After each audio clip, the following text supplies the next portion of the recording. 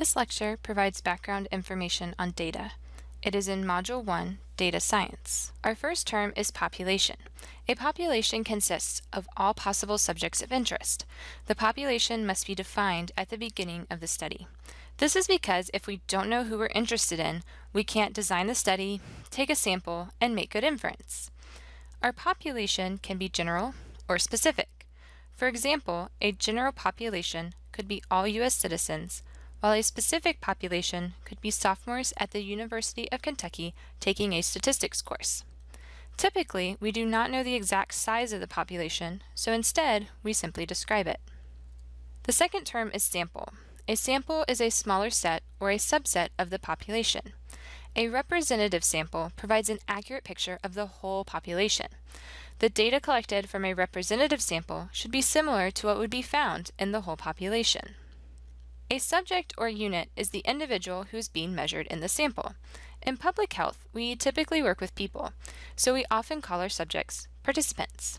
However, depending on the nature of the study, the subject or unit may also be called an observation. In this course, the term subject or participant will be used most often. A variable is what is being measured on the subjects. You may measure a few variables, or you may measure many variables. Rarely in a study do you only measure one variable. The research question relates to why the study is being done. Therefore, the variables collected relate to the research question. Variables may include things such as height, weight, iron level, or mortality rate. We use the term data collection to signify when a set of variables is measured on the subject. As previously stated, typically, more than one variable is measured on the subject. In this example, we are looking at childhood obesity. A study is conducted to better understand childhood obesity.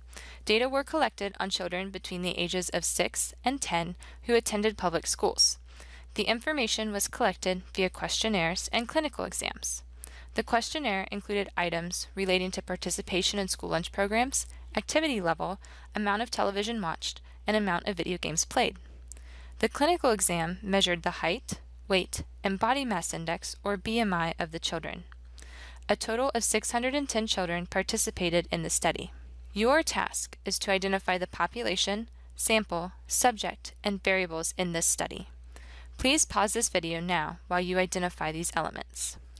The population is children between the ages of 6 and 10 who attend public schools. This is the broadest description of people included in the study. The sample is made up of the 610 children between the ages of 6 and 10 who attended public schools that participated in the study. These 610 children are a subset of the total population of children. The subject for this study is each individual child. Each child is treated as an individual, and variables are collected on each child. The variables in the study are participation in school lunch programs, activity level, amount of television watched, amount of video games played, height, weight, and BMI. Even though this information was collected 2 different ways, questions and clinical exams, all of the items are still considered variables. Let's try another example. In this example, a study is conducted to better understand the relationship between weight change and coronary heart disease, or CHD, specifically adverse coronary events, such as a heart attack. 115,818 women between 30 and 55 years old were recruited into the study.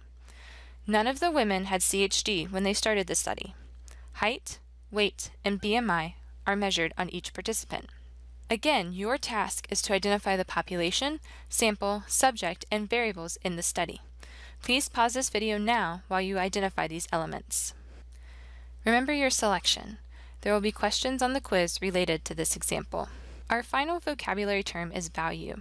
The value is the actual observed measurement on the subject. For example, in example 1, children's heights are measured. If child 1 has a height of 50 inches, then 50 inches is the value of child 1's height. Collectively, values make up our data. These values are typically arranged in a spreadsheet. We will discuss this format more in the reproducibility lecture.